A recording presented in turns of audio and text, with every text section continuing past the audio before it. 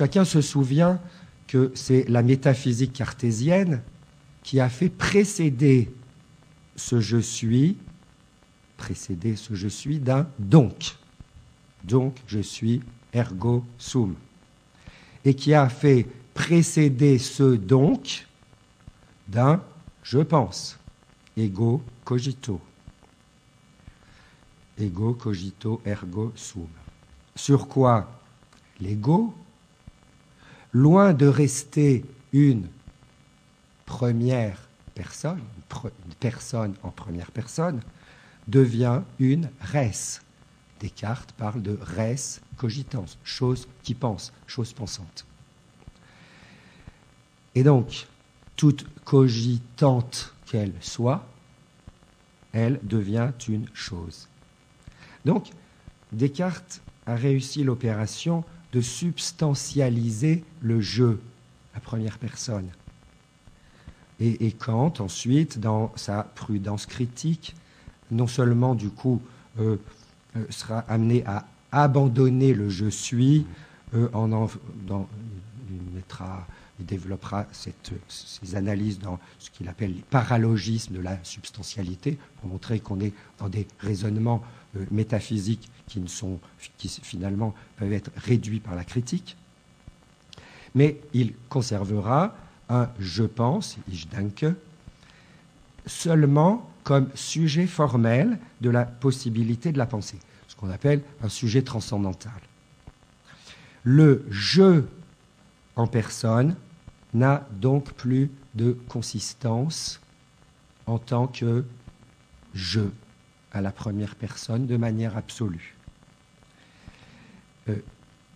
Il n'a plus de consistance que éthique et non plus, alors pour employer un mot de la tradition philosophique grecque, mais c'est un peu gênant, c'est pas très logique dans mon discours.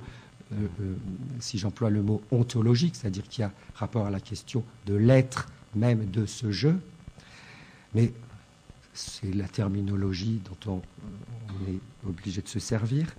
Donc, le je en personne n'a plus tant de consistance, n'a plus de consistance que éthique et non plus tant ontologique, de sorte qu'il se retrouve du côté de la philosophie pratique, de la philosophie morale, et celle qui va pouvoir faire l'objet des attaques de la philosophie ultérieure, en particulier, je pense à Nietzsche, mais aussi on a parlé de Stirner tout à l'heure, et je crois que c'est un des auteurs aussi, peut-être à lire ou relire, par rapport à cette critique, au fond, du sujet moral,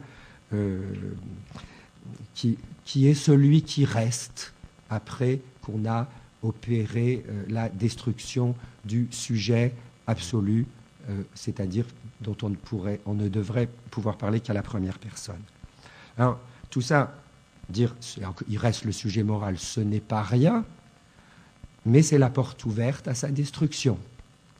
Nous sommes amenés en effet à constater que l'histoire de la métaphysique est en bonne partie l'histoire de l'oubli de l'être en personne qui se dit à la première personne, c'est-à-dire je suis, ce que je ne devrais donc même pas une seule fois m'autoriser à substantiver.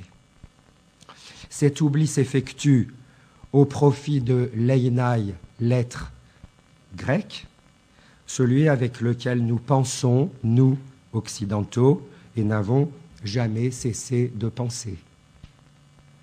Et cet oubli grec s'accomplit parfaitement dans le nihilisme qui clôture la modernité. L'achèvement de la modernité, on achève bien les chevaux, à savoir la fin des temps modernes. Je crois que cette fin des temps modernes a déjà eu lieu, pas très longtemps, ne consiste pas seulement en effet dans la destruction critique de la métaphysique, ou disons sa déconstruction pour rester poli, propre, mais dans la destruction théorique et pratique de l'homme en personne. Nietzschéenne et post-nietzschéenne d'une part, du côté théorique, et nazie du côté pratique.